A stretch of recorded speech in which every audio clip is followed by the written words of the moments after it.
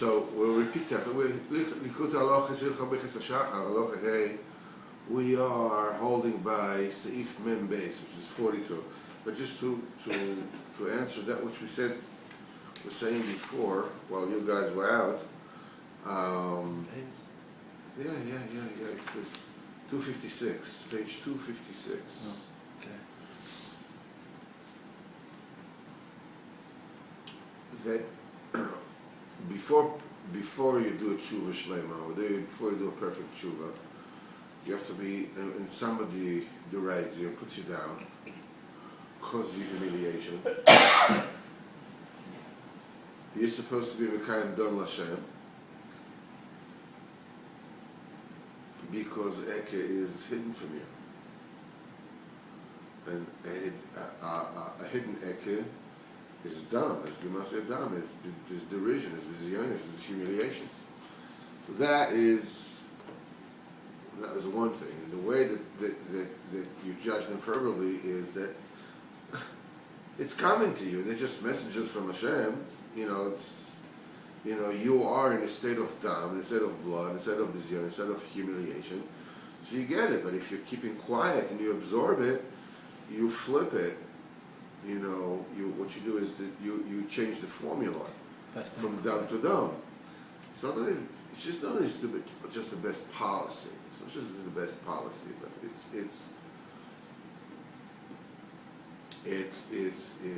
you're keeping quiet not to cause them more pain. Like, I'm not going to descend to your level, kind of thing. Not that, because that you're taking the dam and putting into the klipas. You're supposed to do dam Lashem. You have to lift it to Hashem because it's coming to you. This is a tikkun of fear averis because Eke is hidden from you. You haven't done tshuva yet, and this is your tshuva. And with this, you get elevated. But when a person does tshuva shleima, when you already did a complete tshuva, and somebody embarrasses you, it's not because of your averis. Right? So why is it happening? The answer is that in Chinam you have no averis, but there is a higher level of Eke which is still hidden from you, because every madrega there's another one. There's another which is hidden from you. So why is it? So why are they cholik in you? It's not because it's coming to you. They're cholik in you because they think that you're somebody who should be humiliated. They genuinely, honestly think that. They believe that, and that's the reason why they dispute you. They quarrel with you. That's the limud schos that you malamed on them. You already did the tshuva shlema. Yeah, but you did tshuva shlema, you're zeichet to a divine honor. Divine honor is a hidden thing, is a covert thing. They can't possibly know it. They can only tell what they can see, right? So, be that as it may, so you can be not also they're doing the L'Shem Shemai. They think that. Rabbeinu said, the people that are cholik on me, they said they're not really cholik on me. They just, portrayed somebody who did these things, whatever it is, and they dispute him. He says, a person like this, I'm also against. It's just not me. But it's like they just put my name on it. It's like so this is the two types of being dalikavsos. This is what the Paparois Lechochma explains. But we'll go back to meanwhile back at the ranch and Bircot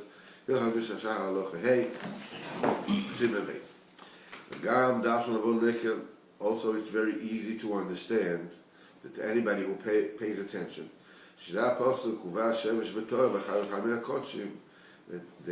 then his sun will set and he will purify and then he will eat from the kochim. It also alludes to a person's last day when he passes away. That's the sunset of one's life.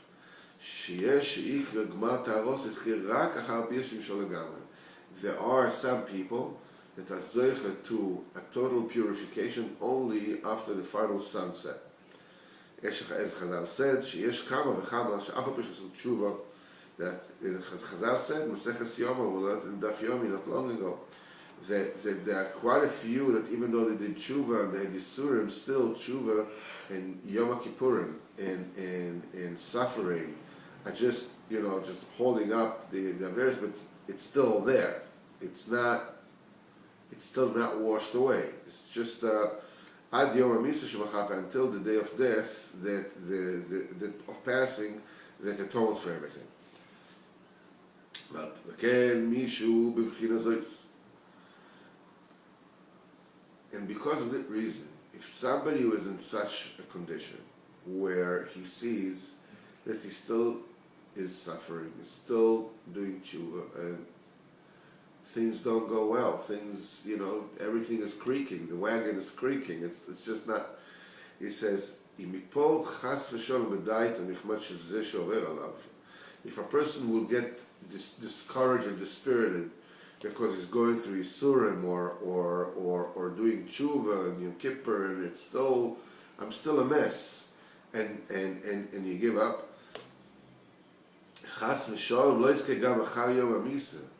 that means that a person will not be zoiche even after his sunset, which is the day of death, to eat from the kodshim. Because it is obvious that anybody, what's the thing that enables the kohen to eat the truma? He did what he could. He toiveled. But the tumah is such that it does not leave until the time has passed. So had he done everything he could, going to the mikveh and being careful, not to touch anything tumah, whatever it is, then when the sun sets, he can eat kodshim. He's pure. But what happened? He said, "Listen, I can't eat truma today. Is anyhow. What does it make? So it doesn't go to the mikveh. What is going to happen when the sun sets? He's not going to be pure, right? Yeah. Same thing as over here. If a person becomes discouraged and doesn't do whatever it takes and gives up hope, of the Bezat Hashem, the Koach of the Tzaddik, Kodesh Baruch Hu Bezat Hashem will deliver him to whatever he needs, then it's like a kohen, he didn't table. The sun sets, and what will you do? You're seeing that truma sandwich, you can't touch it, right?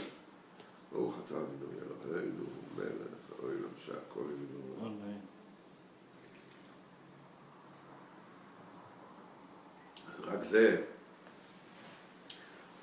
שתגיע כל ימי חייו, that person who worked, who toiled all his life, בכל מה שעבר עליו, whatever it is that goes over you, וישחזק ברוצן עליו, and strengthen himself in this particular רוצן, טובל במקווה, and טובל in the mikveh, התחיל בכל יום לטהר עצמי, and started every single day to purify himself. Even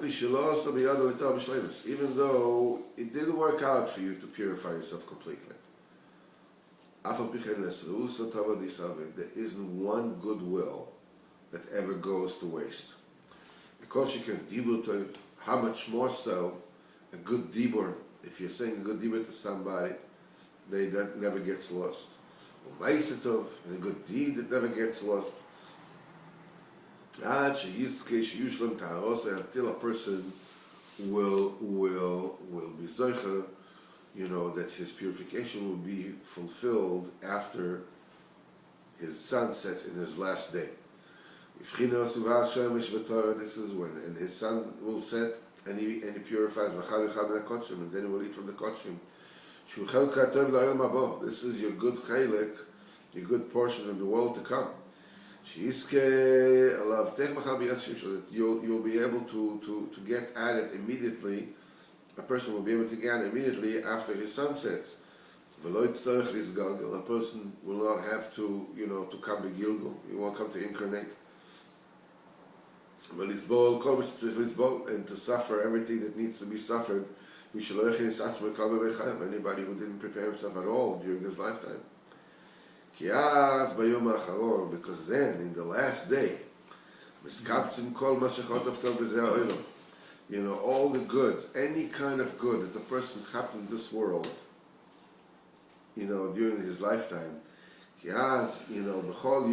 every single day, then every single good ratzon, good urging, good desire that he had, in every single day of his life, Only this is that person's hope and existence forever, for eternity. Then every single person, when he meets those gates, he will understand. He'll know the difference between somebody who really worked hard and chased, the real reason, the real goal of existence. But with strong wills and desires every single day. Even if you didn't accomplish it, like the big, famous, tzaddikim. And between him and somebody who didn't try at all. In Malachim, and you will come back and you will see ben tzaddik lerosho, between a tzaddik and a rosho. The Gemara says in Chagiga sheyechiluk afil ben mishi shana perikom me'apamin. It'll be different than somebody who hazard his learning 100 times. And mishi shana perikom me'apamin ve'echad. I mean somebody who learned 101 times. Because how much more so between somebody who tried and somebody who didn't try at all. And the main thing that everything depends on is how he gets closer to the true tzaddikim. And that are included in the elders, in the holy elders, that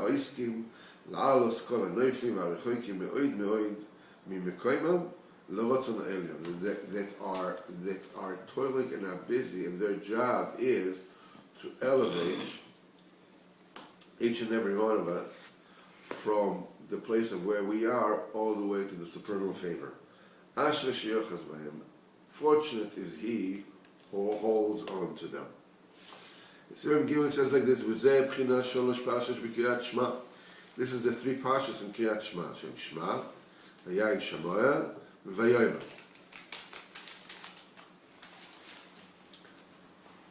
Shu parshas tzitzis that they put into Kriyat Shema, because these 3 parshas are keneged sholosh regol mikroi kodesh. These are the three yomim tovim that are mentioned in this Torah. Mikrois kodesh shebeim is gola rotzim. This is when the supernal will is exposed. And this needs to be explained in further detail. The first parsha, this is parallel to the Yom Tov of Passover. That's a general principle of a revelation of the supernal will. Kadosh Baruch Hu revealed himself. He said, I want to be seen, and you'll know that everything that happens in the land, everything is me. And to the point that he totally turned over nature. Because Pesach is, when the Exodus took place, with tremendous miracles. This is revealed, blatantly and openly, to everybody's eyes. Everything, follows the Rasa HaKadosh Baruch Hu alone. This is the Parsha Shema, the first Parsha. That is the general entry point to accepting upon yourself the yoke of Hashem. He's boss. He calls, pick up the phone. Always. Right away. Always.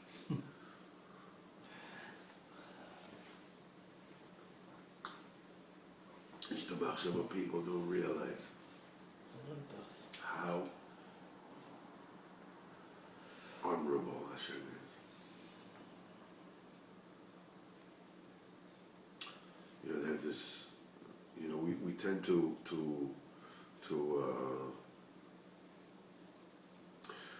to portray our perception of HaKadosh Baruch Hu according to our Father.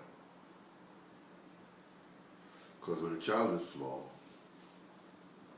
who is the representative of Hashem? Your father. Father is it, right? So when we grow up, because we know, our father's not Hashem, full. But still, we have a certain, it says, Nodabasho and Baalo, known in the gates is her husband, as it says in Shir Ashir, the Song of Songs. Hashachar, it says Hashachar. It says Nodabasho and Baalo, known in the gates, famous, by. So it wasn't Bashar and Baal. So Zohar says, Kol Chad, Lefum de Mishar B'Lirei. Each one, how is her husband known? Basharim. Sharim is from the Lashon of Shir. A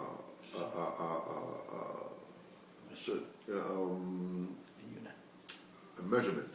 Yeah. Also, it means an estimate. You're mishayar that the bus will be here in about 15 minutes. Right now it is over there. You estimate it's going to be here in about 20 minutes. It means you're mishayar. You suppose. You imagine. But it's an imagining which is based on data. It's like some of the factors you're aware of. Right now the bus is by Kishon or whatever.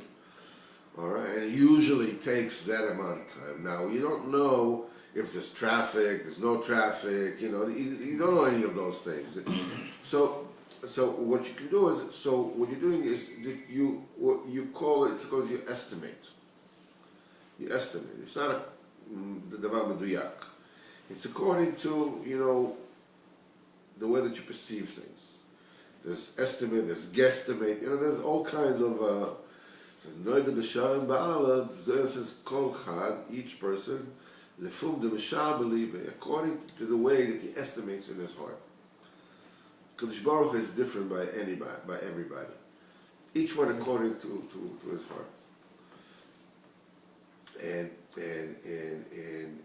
a person tends to, the automatic thing is that you view a Kadosh Baruch Hu, that's why you drink coffee, drink shoko, Mr. Sophisticated. No. Okay. Sorry about that.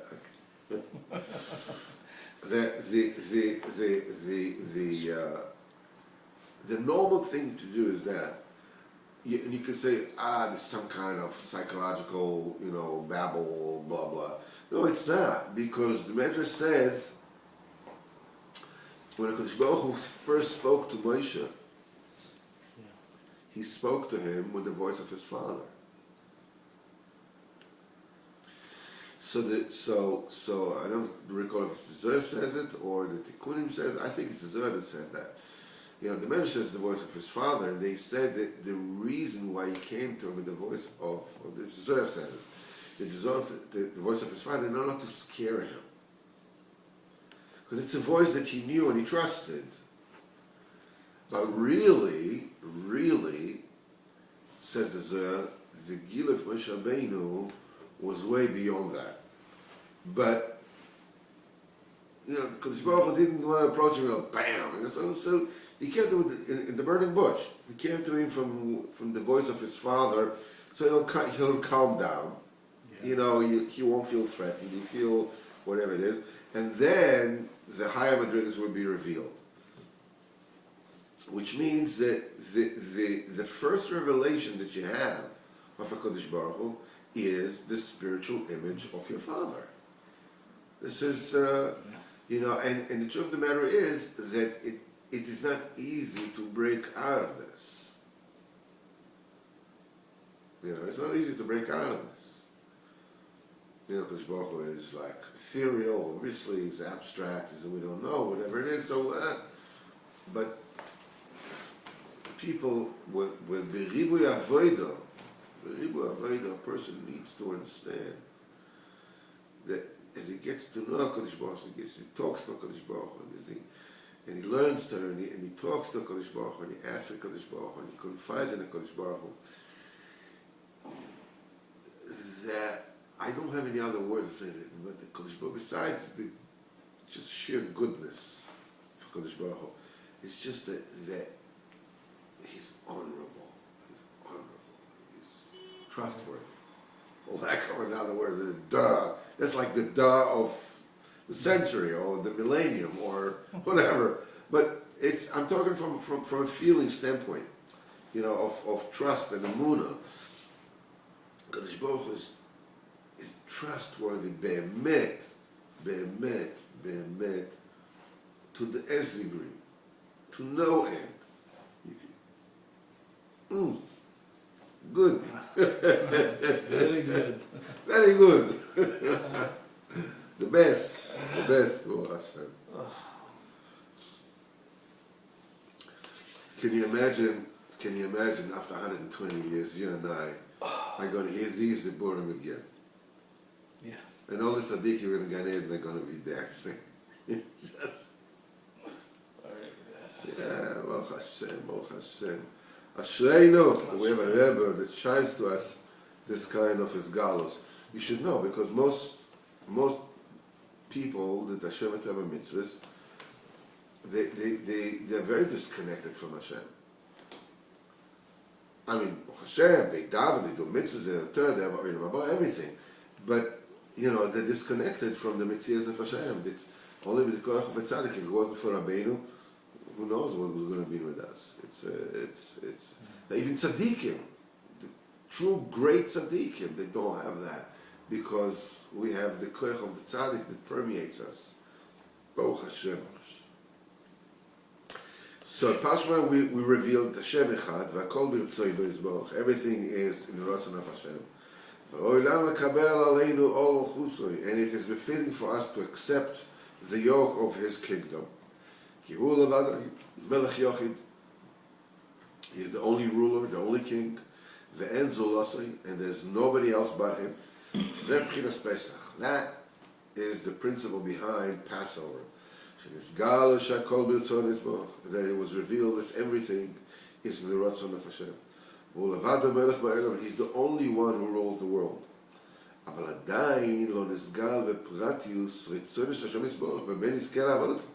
We still don't know in detail, okay, we want to do what He wants, but what does He want? We still don't know that. But until comes Shavuos, we get the Torah, then we get the instructions, right? The instruction manual. Then you have the 10 Commandments, that all the 613 mitzvahs are included in them. Then He told us what He wants, in specific. He went down, to a much higher resolution, He zoomed in. That He wants us to serve Him in those mitzvahs, the rest of the mitzvahs, they are all His ritzonos, His specific wishes. He wants this, and He wants this, and He wants this. This is, should you hear? This is the Kabbalah of all mitzvahs. This is what it says in the Torah, that you have to connect all your desires to the desire of Hashem. That's the will of wills. All this is done through the Torah that we received in Shavuos. Through Moshe Rabbeinu Olav Hashalom. Because when you have a Torah in the mitzvahs, because when you're doing the Torah, when you learn Torah and you do the mitzvahs, with this, what are you doing? You're subjugating your will to the will of Hashem. You're doing what Hashem wants. We'll Hashem continue tomorrow.